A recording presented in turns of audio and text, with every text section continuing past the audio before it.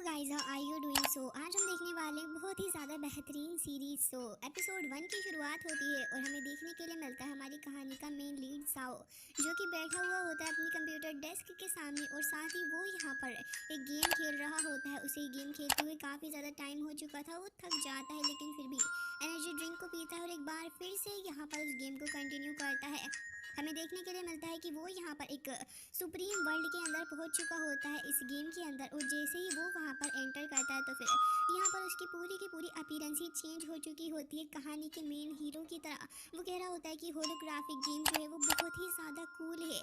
जिसके बाद वो यहाँ पर एक जगह की तरफ को आ जाता है और हमें दिखाया जाता है कि इस जगह के ऊपर ढेर सारे स्टेचूज वगैरह मौजूद थे। फिर हमें इस जगह में एक काफ़ी खतरनाक सा जाइंट बीस्ट दिखाया जाता है, जिसकी अपीयरेंस देखने में बहुत ज़्यादा स्ट्रॉन्ग नज़र आ रही थी। जैसे ही वो बीस्ट यहाँ पर जाओ के सामने आकर खड़ा होता है तो फिर वो उसे देखकर काफ़ी चिल्ला चिल्ला कर हंस रहा होता है, और यहाँ पर वो उसे देखकर कह रहा होता है कि एक बार फिर से यहाँ पर एक ह्यूमन आ चुका है। वो तुरंत ही एक फिस्ट अटैक करता है, जिससे कि जाओ तो पीछे हट जाता है, लेकिन यहाँ पर ज़मीन के अंदर उसका पूरा का पूरा हाथ ही चला गया होता है, जिससे कि वो काफ़ी गुस्सा होता है। फिर पीछे को हट जाता है और अपने माउथ के अंदर एक फायर बॉल को फॉर्म करते हुए जाओ के ऊपर हमला करने लगा था। जबकि जाओ को देखते हैं जो कि यहाँ पर तुरंत ही अपने आप को बचाने के लिए थोड़ा पीछे की ओर चल के चला जाता है और स्लाइड मारते हुए तुरंत ही इस बीस्ट के पास से होते हुए वहाँ से निकलकर पीछे को हो गया था।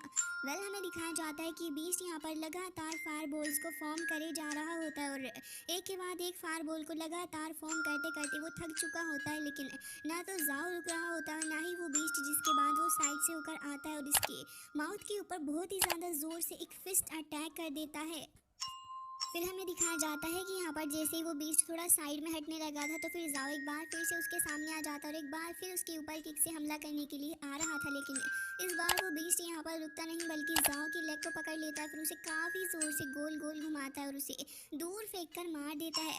जिसके बाद जाओ वहीं पर जाकर ग्राउंड पर गिर गया था, लेकिन बीस्ट यहाँ पर आता है और काफ़ी ज़्यादा ज़ोर के साथ में उसके ऊपर हमला कर देता है और बीस्ट ऑलमोस्ट उसका दम निकालने वाला था और जाओ के ऊपर एक के बाद एक लगातार ढेर सारे फिस्ट अटैक करने लग जाता है। इवन यहाँ पर बहुत ही ज़्यादा साउंड प्रोड्यूस होते हुए हमें देखने के लिए मिल रहा होता है। लेकिन असल वर्ल्ड के अंदर यहाँ पर जाओ जो था वो इस गेम से थोड़ा बोर होने लग रहा था और कह रहा होता है कि अब जो है वो रियल बैटल बिगन होगा।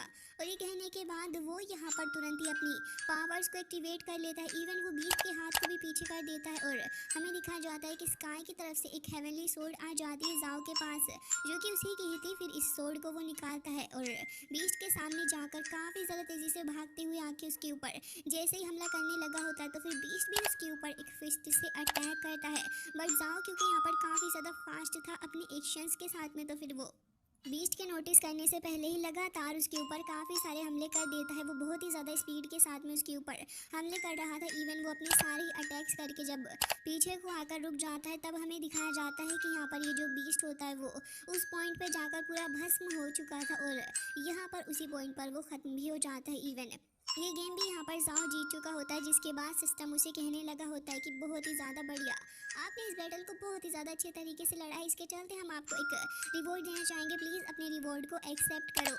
ये सुनने के बाद जाओ बहुत ही ज़्यादा खुश होने लगा होता है और कह रहा होता है कि लग रहा है कि इस बार मुझे बहुत ज़्यादा अच्छे लेवल का एक मैजिकल इक्विपमेंट मिलने वाला है। चलो जल्दी मुझे रिवील करो कि आखिर वो इक्विपमेंट है क्या।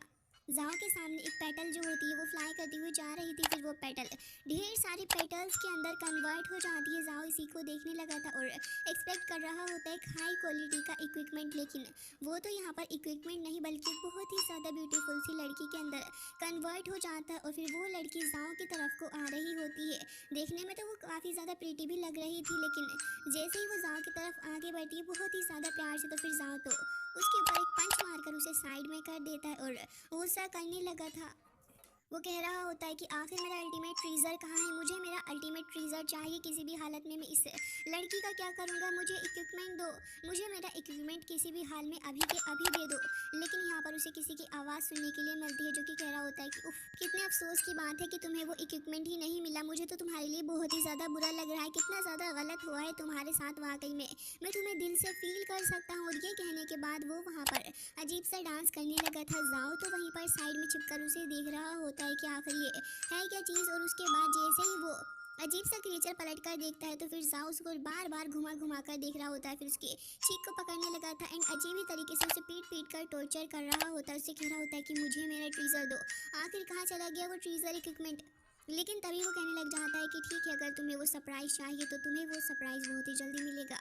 और ये कहने के बाद यहाँ पर वो गेम एंड हो जाती है, जबकि ये देखकर जाओ को बहुत ही ज़्यादा गुस्सा आने लगा था और कह रहा होता है कि नहीं, ये नहीं हो सकता। आखिर कैसे इन लोगों ने स्पेस जंप कर दिया। जबकि हमें दिखाया जाता है कि असल वर्ल्ड के अंदर जाओ की डेस्क के पास कुछ पेजेस जो कि उसकी अलमीरा में से निकले थे वो सडनली आकर मूव करने लग जाते हैं। जाओ तो इन सब चीज़ों को देखकर काफ़ी ज़्यादा हैरान था कि आखिर ये चीज़ कैसे हो रही है। उसके साथ में ये काफ़ी ज़्यादा अनएक्सपेक्टेड और शादी हॉरिफाइंग था उसके लिए कि सडनली यहाँ पर लाइटिंग भी चमक रही है और वो डर रहा होता है। वो अपनी सीट को काफ़ी कसके से पकड़ लेता है, लेकिन लगातार यहाँ पर उसके चारों ही डायरेक्शन से ही पेपर मूव करे जा रहे होते हैं। उसकी चेयर भी लगातार मूव कर रही थी। फिर अल्टीमेटली हमें दिखाया जाता है कि जाओ वहाँ से टेलीपोर्ट कर जाता है और उसकी सीट वहाँ अकेली रह गई थी। अब ये सीन कट हो जाता है और हमें देखने के लिए मिलते हैं कुछ गुंडे जो कि यहाँ पर एक लड़की के पीछे पड़े हुए थे। वो बेचारी खाई के बहुत ही ज़्यादा पास होती है, उसकी हालत काफ़ी ख़राब भी हो रखी थी। लेकिन तभी ये लोग कह रहे होते हैं कि वाकई में जाओ फैंग की मेट बहुत ही ज़्यादा खूबसूरत है, ये तो हमें बहुत ज़्यादा पसंद आई है। वो लड़की इनसे अभी से डर के पीछे को हट रही होती है अपनी जान बचाने के लिए, लेकिन अनएक्सपेक्टेडली यहाँ पर खाई थी और अगर वो थोड़ा आगे और जाने की कोशिश करती तो शायद से उसकी जान चली जाती। वो यहाँ पर कह रही होती है कि प्लीज़ मुझे छोड़ दो, चिल्ला चिल्ला कर कह रही होती है कि मास्टर आखिर आप कहाँ चले गए हो, प्लीज़ यहाँ पर आ जाओ मेरी जान बचाने के लिए।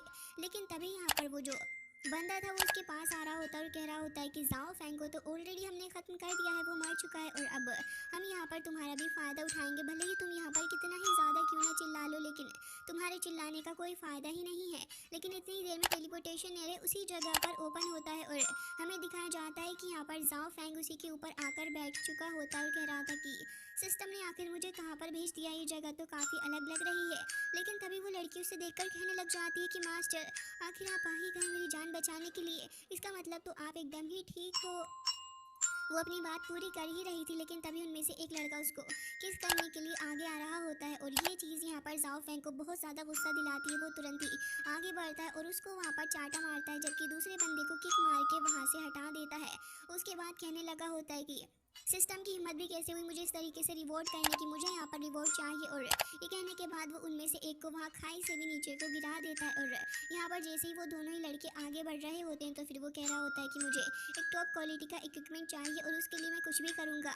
जबकि ये दोनों ही बंदे इसको देखकर हैरान थे और कह रहे होते हैं कि आखिर ऐसा कैसे हो सकता है, तुम तो कह रहे थे कि इसको तुमने धक्का देकर ख़त्म कर दिया है, लेकिन ये तो मेरी आंखों के सामने जिंदा खड़ा है। फिर तभी वो मोटू कहने लग जाता है कि इसके बारे में आखिर फिक्र ही किसको है, ये जिंदा हो या मर चुका हो कोई बात नहीं, हम एक बार फिर से यहाँ पर इसे ख़त्म कर देंगे क्योंकि मास्टर ने हमसे इसे ख़त्म करने के लिए कहा है। ये कहने के बाद वो अपनी सोड को निकाल लेता और कह रहा होता है कि अब तुम मरने के लिए तैयार हो जाओ। जबकि जाओ फैंग जो था वो अपनी छाती को गोरिल्ला की तरह पीटने लग जाता है और कह रहा होता है कि तुम मुझे ख़त्म करोगे, तुम्हारी इतनी हिम्मत, सबसे पहले तो मैं ही तुम्हें ख़त्म कर दूंगा।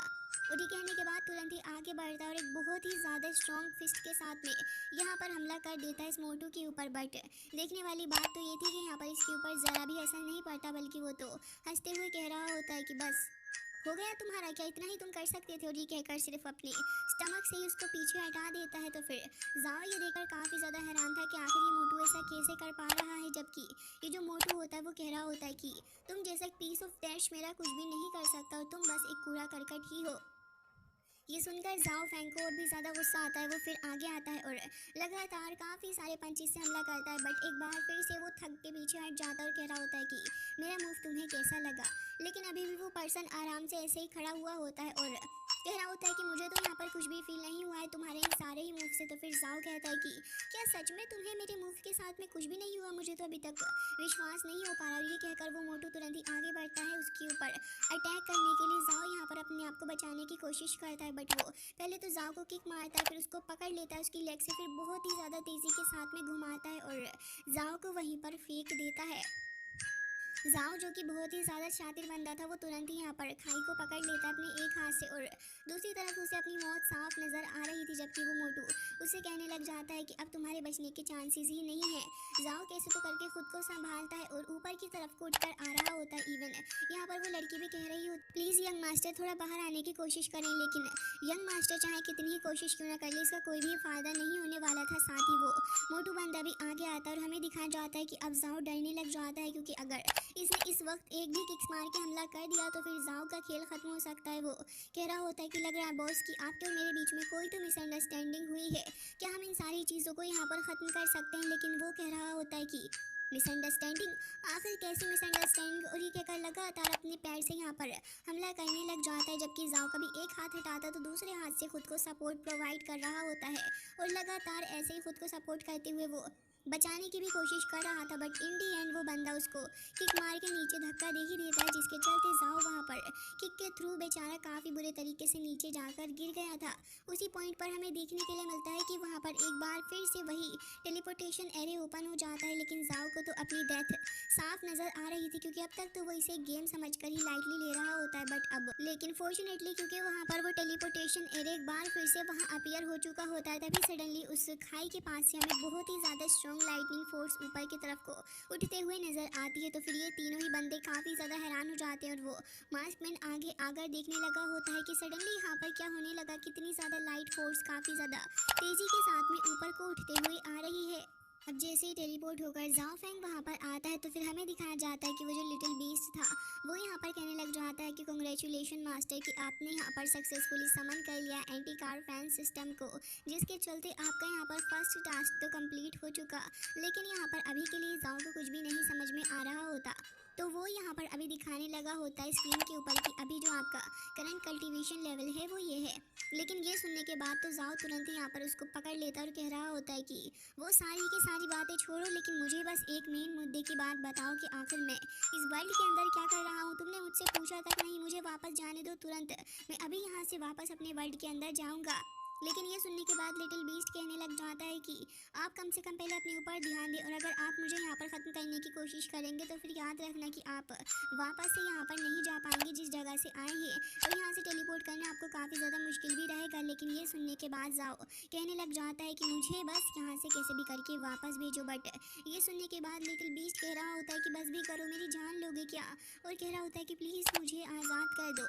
ये सुनने के बाद जाओ उसको छोड़ देता और कह रहा होता है कि ठीक है, मैं आपको यहाँ से जाने दूंगा। और ये कहने के बाद वो यहाँ पर एक अजीब सा फनी सा स्पेल बोलने लग जाता है। लेकिन जाओ उसको पीट रहा होता है और कह रहा होता है कि मेरे साथ प्रिटेंड मत करो।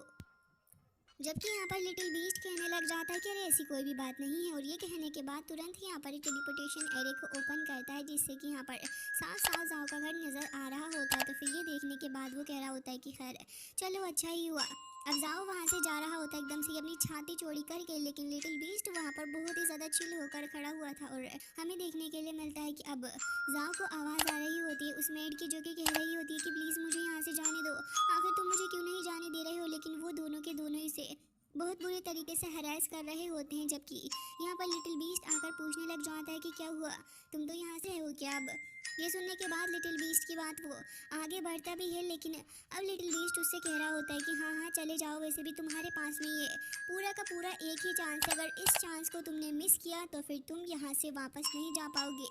जाओ उसकी बात सुनकर एकदम से ही गुस्सा हो जाता है और फिर कह रहा होता है कि मुझे पता है कि लड़की का एक इल्यूजन ही है, बल्कि मैं तो यहाँ से जा रहा हूँ। और गुड बाय बोल के एकदम से ही वहाँ से निकल के जा रहा होता है। लेकिन एक बार फिर पलट के कहता है कि याद रखना लिटिल बीस्ट, मैं यहाँ पर तुम्हें कभी भी दोबारा नहीं मिलूंगा। और ये कहने के बाद वहाँ से जा रहा था, लेकिन लिटिल बीस्ट को उस लड़की के लिए बुरा लग रहा होता है, जो कि यहाँ पर अभी भी इन दोनों ही लड़कों के द्वारा हैरेस करी जा रही होती है। और अब उसे काफ़ी गुस्सा भी आने लगा होता है। तो फिर वो तुरंत ही यहाँ पर उन दोनों को पीछे हटा देती है और फिर उस मोटू के चांटा मार के वहाँ से भाग ही रही थी। लेकिन तभी दूसरा वाला लड़का आकर उसको रोक लेता है, फिर उसका साथी भी, दोनों ही यहाँ पर उसे पकड़े हुए थे। और फिर अब वो बहुत ही ज़्यादा परेशान हो जाती है। इवन अब तो वो रोने लगी होती है, कह रही होती है कि मास्टर आखिर आप क्यों नहीं आ रहे हो।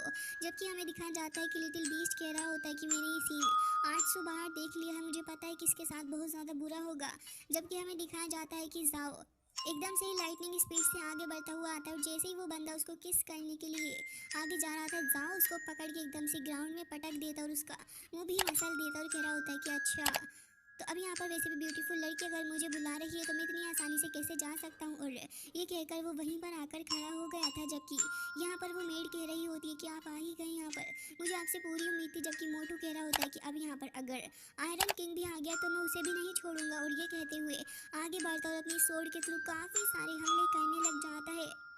और हमें देखने के लिए मिलता है कि लगातार अटैक्स करे जा रहा होता है, जबकि जाओ भी उसके इन सारे अटैक्स से खुद को बचा रहा होता है। और पीछे को हट के जब इस मोटू को एक पंच मारता है, फिर लगातार ढेर सारे पंच और मारने लगा होता है। ये देखकर जी शुई जो कि यहाँ पर इसकी मेड है वो वहीं साइड में खड़ी हो जाती और देखने लगी होती है कि आखिर मास्टर क्या कर रहा है। मास्टर तो यहाँ पर लगातार पंचेस की बरसात करे जा रहा था, लेकिन फिर भी कुछ फ़ायदा नहीं होता। वो लास्ट में एक और काफ़ी ज़्यादा स्ट्रॉन्ग पंच भी मारता है, लेकिन इतने ज़्यादा स्ट्रॉन्ग पंच का भी कोई फ़ायदा नहीं होता। और अल्टीमेटली हमें देखने के लिए मिलता है कि अब मोटू कह रहा होता है कि लग रहा है कि तुम्हारी मेमोरी काफ़ी ज़्यादा कमज़ोर है, अभी कुछ देर पहले भी तो तुमने मुझे पीटा था, है ना। और ये कहकर एक बार फिर उसे हटाने लग जाता है अपने पास से, फिर किक मार के उसे बहुत ज़्यादा दूर फेंक कर मारता है। लेकिन हमें दिखाया जाता है कि लिटिल बीस्ट जो था वो कह रहा होता है कि तुम परेशान नहीं हो। और ये कहने के बाद तुरंत ही यहाँ पर एक मिस्ट्री बॉक्स को आगे भेजता हुआ कह रहा होता है कि अब मैं तुम्हें एक ऐसा गिफ्ट देने वाला हूँ जिसके थ्रू तुम यहाँ पर अपने एक बहुत ही ज़्यादा खास रिवॉर्ड को एक्सपीरियंस करने वाले हो। और हमें दिखाया जाता है कि अचानक से काफ़ी सारी पावर जो थी वो यहाँ पर जाओ की बॉडी के अंदर आ जाती है और उसको एक आर्मर भी मिलता है, जिससे कि अब वो पहले से काफ़ी ज़्यादा स्ट्रॉन्ग हो चुका होता है। और यहाँ पर वो अपनी सोर्ड को भी लेता है, फिर अपनी सोर्ड का यूज़ करते हुए वो सामने वाले बंदे से कह रहा होता है कि अब मैं तुम्हें ख़त्म कर दूंगा। जबकि जाओ की अपीयरेंस भी देखने में काफ़ी ज़्यादा स्ट्रॉन्ग लग रही होती है। और हमें दिखाया जाता है कि अब वो मोटू कह रहा होता है कि आखिर तुम्हें मारना इतना ज़्यादा मुश्किल क्यों है। और ये कहकर भागते हुए आगे आ रहा होता है और एक बहुत ज़्यादा स्ट्रॉन्ग स्लैश करता है। इवन इस अटैक को देखने के बाद जाओ एकदम से ही घबरा जाता है और तुरंत ही अपने हाथों को ऊपर उठा लेता है, जबकि हमें दिखाया जाता है कि उसकी सोर्ड के अंदर से अचानक से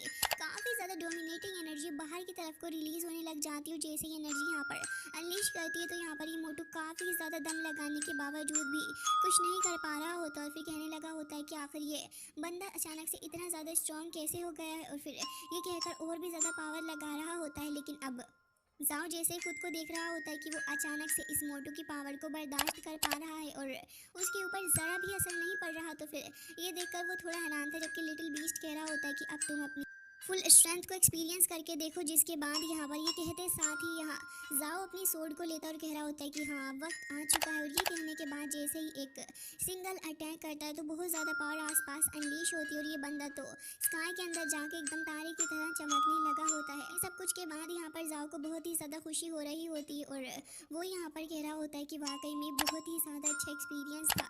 जबकि लिटिल बीस्ट कह रहा होता है कि आपको ये ट्रिक कैसी लगी, तो वो कहने लग जाता है कि हाँ हाँ बिल्कुल, और लड़कियों को बचाना तो मेरा फ़र्ज़ ही है। जबकि यहाँ पर लिटिल बीस्ट कह रहा होता है कि मैं आपको कॉन्ग्रेचुलेट करना चाहूँगा कि आपने ट्रिगर सिस्टम को यहाँ पर समझ लिया है, साथ ही यहाँ पर आपने सुप्रीम एट्रीब्यूट का भी यूज़ किया। आपने यहाँ पर अभी अनलीश की थी सुप्रीम डिवाइन स्किल जो कि 10 वेंट डिवाइन सोर्ड की थी, और साथ ही यहाँ पर आपने एक काफ़ी ज़्यादा स्ट्रॉन्ग अटैक भी किया।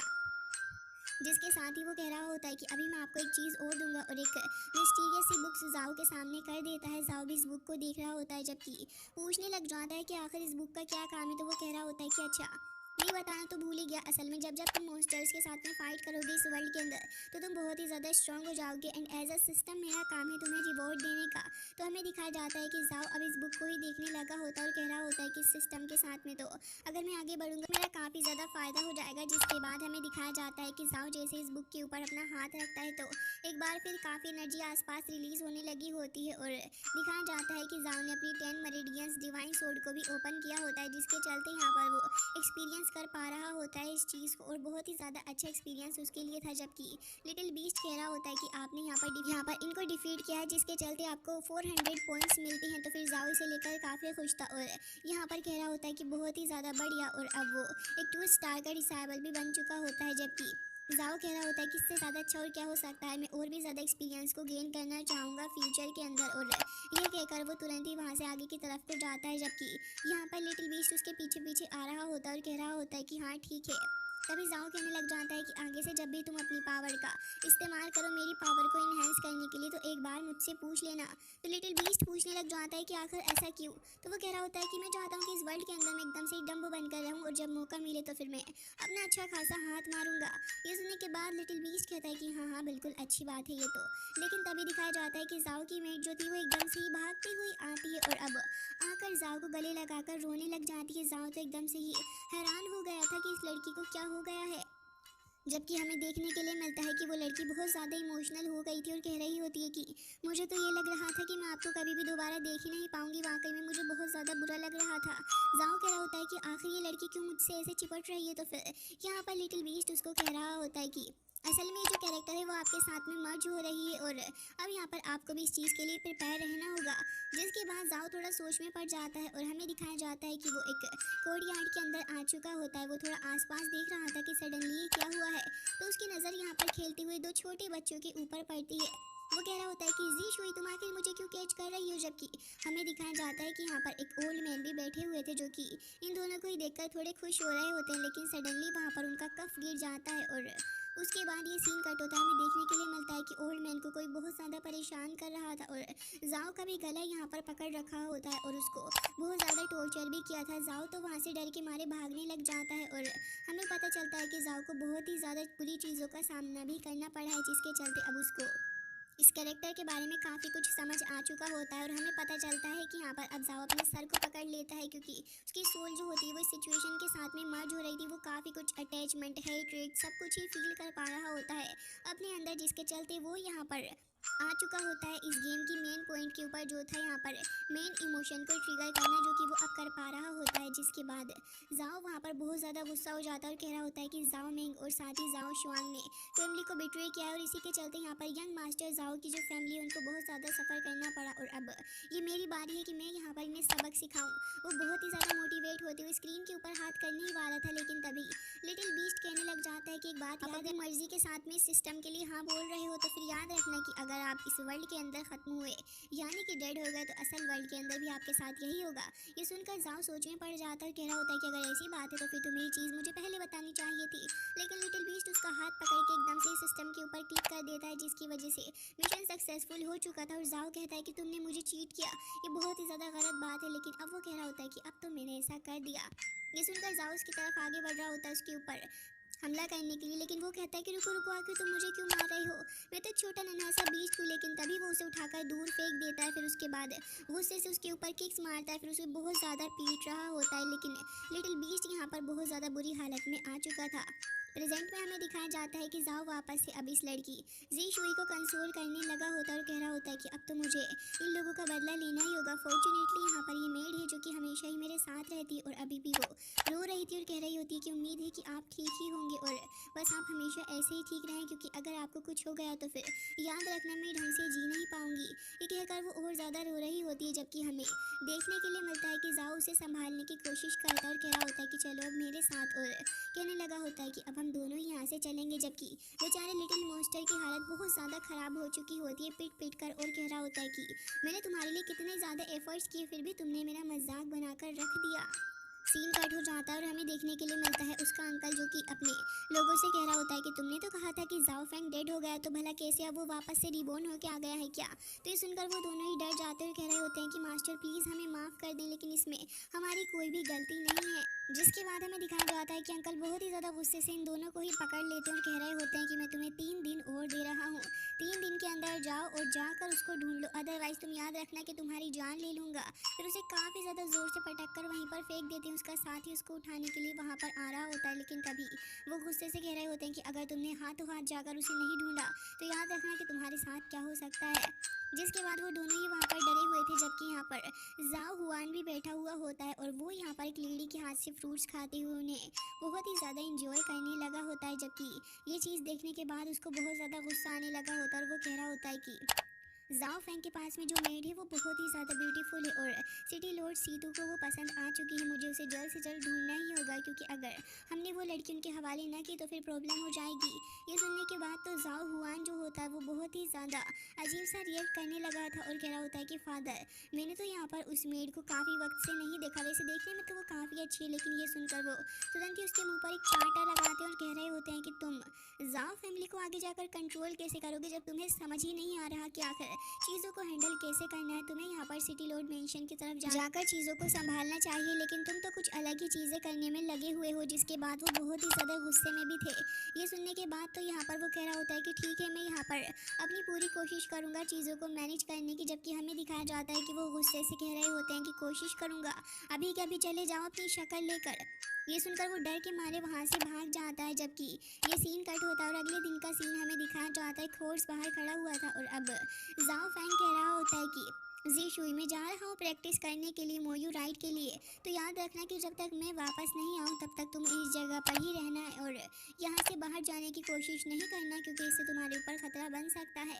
ये कहने के बाद वो यहाँ पर जा रहा होता है, अपने हॉर्स के ऊपर सवार हो जाता है, तुरंत ही वहाँ से निकल के जा रहा था, जबकि जी शुई कहने लग जाती है कि मास्टर आप भी प्लीज़ अपना ख्याल रखिएगा, क्योंकि मैं यहाँ पर आपका इंतज़ार कर रही हूँ। वो कहता है कि हाँ बिल्कुल तुम परेशान नहीं हो, मैं बहुत ही जल्दी वापस आऊँगा, क्योंकि हमें जाओ फैमिली के अंदर अपना खुद का सिक्का जो जमाना है। और ये बात कहने के बाद वो तुरंत ही वहाँ से चला जाता है भागते हुए, और हमें देखने के लिए मिलता है कि अब यहाँ पर जी शुई भी काफ़ी ज़्यादा हैरान होती है और कहने लगी होती है कि न जाने क्यों यंग मास्टर काफ़ी ज़्यादा अजीब सा बिहेव कर रहे हैं, जबकि पहले तो उन्होंने कभी भी इस तरीके से बिहेव नहीं किया। हमें देखने के लिए मिलता है कि दूर यहाँ पर ट्री पर बैठे हुए दोनों ही असैसिन्स नज़रें बनाए हुए थे और कह रहे होते हैं कि अब हमें इसके बारे में पता चल चुका है, तो हमें जाकर तुरंत ही इसके बारे में रिपोर्ट करना होगा। ये सीन कट हो जाता है और हमें देखने के लिए मिलता है कि अब जाओ फैंग आ चुका होता है मिस्टीरियस प्लेस की तरफ, और यहाँ पर बहुत ही ज़्यादा डेडिकेशन के साथ में वो प्रैक्टिस कर रहा होता है और बहुत ही ज़्यादा अच्छे लेवल पर वो अपनी प्रैक्टिस को मेंटेन कर रहा था। हमें एक जाइंट पाइथन भी देखने के लिए मिलता है जो कि यहाँ पर था और हमला करने के लिए आ रहा होता है फैंग के ऊपर। हमें एक काफ़ी टफ शेल वाला एक टर्टल भी देखने के लिए मिलता है, जिसे भी फैंग काफ़ी अच्छे से हैंडल कर रहा होता है। उसके बाद हमें एक स्कॉर्पियन देखने के लिए मिलता है और ये तीनों ही बीस्ट यहाँ पर एक साथ इकट्ठे होकर हमला कर रहे होते हैं जाओ फैंग की तरफ, जबकि जाओ फैंग अकेला ही यहाँ पर इन्हें सबक सिखा रहा होता है। हमें दिखाया जाता है कि तीनों के तीनों बीस्ट ही यहाँ पर बेहोश हो चुके होते हैं, जबकि जाओ फैंग यहाँ पर कह रहा होता है कि ये मॉन्स्टर वाकई में थोड़े बहुत तो वैल्यूबल हैं ही, लेकिन तभी लिटिल बीस्ट कह रहा होता है कि खैर आप इन्हें बहुत ही ज़्यादा लाइटली ले रहे हो, उनकी हत्या अभी तक नहीं हुई है, वो एकदम ठीक ही है। और ये कहते साथ ही वो तीनों ही बीस्ट दिखाए जाते हैं जो कि एक ही बार से हमला करने के लिए आगे आ रहे थे, और यहाँ दिखाया जाता है कि वो पकड़ लेते हैं यहाँ पर जाओ फैंग को। तो जाओ फैंग भी बेचारा डर के मारे इधर से उधर भाग रहा होता है, लेकिन लिटिल बीस्ट ये सारी चीज़ें देखने के बाद कह रहा होता है कि न जाने मेरे बॉस का क्या ही होगा। कुछ देर बाद हमें दिखाया जाता है कि अब यहाँ पर उसने हार्ड शेल टर्टल को भी हरा दिया होता है, उस पाइथन को भी हरा दिया होता है, और साथ ही यहाँ पर उस सुनदुनी स्कॉर्पियन को भी वो हराने में कामयाब हो चुका था। और लिटिल बीस्ट उसकी तारीफ करते हुए कह रहा होता है कि आपने पहली बार इन सारी मॉन्स्टर को हरा दिया, बहुत ही ज़्यादा अच्छा काम आपने किया है, और अब आपको एक एक करके ये सारे रिवॉर्ड मिल जाएंगे। जबकि जाओ फैंग बहुत ही ज़्यादा खुश होते हुए हंस रहा था और कहने लग जाता है कि हाँ हाँ बिल्कुल मुझे रिवॉर्ड तो अब मिलना ही चाहिए, क्योंकि ये नन्हे मॉन्स्टर मेरा बिल्कुल भी सामना नहीं कर सके। जबकि हमें उसकी शक्ल दिखाई जाती है जिसपे 12 बज रहे होते हैं और यहाँ पर उसकी हालत काफ़ी ज़्यादा ख़राब थी, बट फिर भी उसको इस बात की खुशी हो रही होती है कि एटलीस्ट यहाँ पर वो इन मॉन्स्टर को आराम से हैंडल करने में कामयाब हो पाया है। और लिटिल बीस्ट से कह रहा होता है कि तुम्हें क्या पता कि अगर कल्टीवेट करना है तो इसके अंदर शुरू के छोटे छोटे स्टेप भी बहुत ही ज़्यादा इंपॉर्टेंट होते हैं, और मैं इन इम्पोर्टेंट स्टेप्स की कदर करता हूँ। ये कहने के बाद वो एकदम से ड्रिल निश्चय कर लेता है, लेकिन तभी हमें देखने के लिए मिलता है कि वहाँ पर एक अजीब सा एक क्रिएचर चलता हुआ जा रहा था। असल में वो एक एंट होती है जिसके ऊपर यहाँ पर एप्पल रखा हुआ होता है। तभी वो वहाँ से निकलती हुई जा रही थी और वो कुछ तो बड़बड़ा रही होती है। तभी यहाँ पर लिटिल बीस्ट भी कहने लग जाता है कि आपको पता है ये एंट जो है वो वाकई में बहुत ही ज़्यादा मेहनती होती है, आप देख रहे हो इसको। हमें दिखाया जाता है कि जाओ की नज़र जैसे इस लिटिल एंट के ऊपर पड़ती है तो वो कह रहा होता है कि हाँ तुमने सही कहा, और अब उस एप्पल को उठा लेता है जो कि वो आंट लेकर जा रही थी। वो यहाँ पर इस गंदे एप्पल को तुरंत ही पीछे को फेंक देता है और कह रहा होता है कि फालतू में मेरे हाथ ही खराब हो गए। लेकिन एंट की चीज़ देखकर बहुत ही ज़्यादा गुस्सा होने लगी होती है और यहाँ पर चिल्लाकर बहुत ही ज़्यादा सर दर्द कर रही थी। जबकि लिटिल मॉन्स्टर कह रहा होता है कि आपने बहुत ही ज़्यादा गलत किया, आखिर आप कैसे यहाँ पर इस बेचारी के साथ में ऐसा कर सकते हो। वेल दोनों ही यहाँ पर उसको मैनेज करने की कोशिश कर रहे होते हैं, लेकिन हमें ये दिखाया जाता है कि अब लिटिल बीस्ट कह रहा होता है कि आपने तो इसकी बैंड ही बजा दी। जबकि जाओ फैंग उसको पकड़ लेता और कह रहा होता है कि आखिर तुम मेरे बारे में बुरा बुरा कैसे बोल रही हो। वो एंट यहाँ पर चिल्ला रही होती है और कह रही थी कि मुझे जाने दो, नहीं तो मैं तुम्हारा हाल बुरा कर दूंगी। जबकि जाओ फैंग बहुत ही गंदे गंदे मुंह बना रहा होता है और उसको बहुत ज़्यादा मोक कर रहा था। जबकि यहाँ पर अब अपना लिटिल बीस्ट डर रहा था और कह रहा होता है कि आपको पता भी है कि कोई भी एंट कभी भी अकेले ट्रेवल नहीं करती, और आपको अब अवेयर हो जाना चाहिए। उसका ही कहना ही था कि पीछे से पूरी की पूरी एक एंट आर्मी आ रही होती है जो कि बहुत ही ज़्यादा स्ट्रॉन्ग लगने लगी थी, क्योंकि पूरी की पूरी एक आर्मी में जो थी, जिसके चलते लिटिल बीस्ट कह रहा होता है कि जल्दी यहाँ से भागो। और ये कहकर दोनों ही वहाँ से भागने लगे होते हैं। इवन जाओ फैंग कह रहा होता है कि मैंने बहुत ही ज़्यादा बड़ी गलती कर दी। जबकि ये एंट जो होती है वो फ्लाई करते हुए आ रही होती है और जाओ फैंग को धक्का भी देने लगी होती है। इवन एक तो यहाँ पर लिटिल बीस्ट की टेल के ऊपर ही आ जाती और उसको टॉर्चर कर रही थी, जबकि लिटिल बीस्ट कहता है कि जाओ फेंग ये सब कुछ तुम्हारी वजह से ही हो रहा है मेरे साथ में, और जिस स्पीड से तुम भाग रहे हो ना हम कढ़ाई में परोसे जाएंगे। ये सुनने के बाद जाओ कह रहा होता है कि परेशान नहीं हो, मेरे पास एक बहुत ही ज़्यादा जीनियस आइडिया है। और ये कहने के बाद वो तुरंत ही इन सारी एंड्स के सामने जाकर खड़ा हो जाता है, जबकि लिटिल बीस्ट उसकी टांगों के अंदर था तो एकदम से ही छलांग मारकर दूसरी तरफ पहुंच जाता है। फिर दूसरी साइड से होते हुए आकर एक बड़ी चट्टान पर खड़ा होता है। तो फिर यहाँ पर हमें दिखाया जाता है कि वो वहाँ से फ्लाई करते उस चट्टान को काट देता है आधा, और जैसे ही यहाँ पर सारी आंट्स देखती है कि ये इस डायरेक्शन में, तो नेचुरली वो यहाँ पर उसी डायरेक्शन की तरफ को जाने लग जाती है। और हमें दिखाया जाता है कि यहाँ पर ये देखकर लिटिल बीस्ट कह रहा होता है कि तुमने वाकई में मेरे सर में एक बहुत ही ज़्यादा बड़ी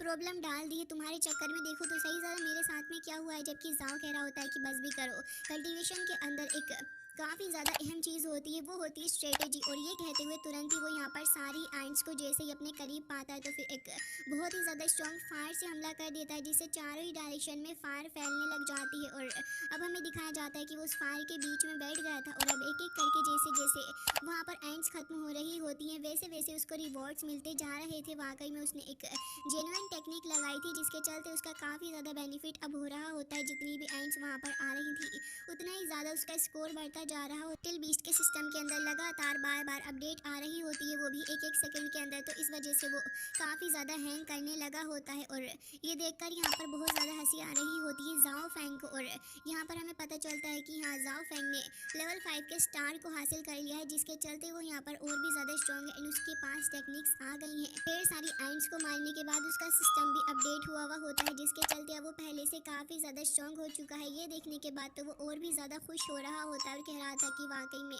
मैं तो एक जीनियस ही हूँ, मैंने कितना ज़्यादा अच्छा तरीका लगाया था। इस तरीके से तो मैं चाहूँ तो अपनी स्पीड को और भी ज़्यादा बढ़ा सकता हूँ, लेकिन हमें दिखाया जाता है कि सिस्टम की हालत ख़राब हो जाती है। और वो कह रहा होता है कि प्लीज़ आगे से फायर कंट्रोल टेक्निक का यूज़ करते हुए प्लीज़ ध्यान रखना, क्योंकि मेरी हालत बहुत ज़्यादा ख़राब हो जाती है। लेकिन यहाँ पर जाओ फेंग को तो हंसी आ रही होती है और वो कह रहा होता है कि मैंने कितना अच्छा आइडिया लगाया है। जबकि अब यहाँ पर लिटिल बीस्ट कह रहा होता है कि वाकई में तुम बहुत ज़्यादा चालाकी आजकल करने लगे हो। लिटिल बीस्ट कहने लग जाता है कि ऐसी तो कोई भी बात नहीं है। जाओ फेंग कह रहा होता है कि चलो मुझे ये बताओ कि आखिर वो ट्रीज़र कहाँ है जिसके बारे में तुमने मुझे बताया था, क्योंकि मुझे वो ट्रीज़र भी हासिल करना है ना।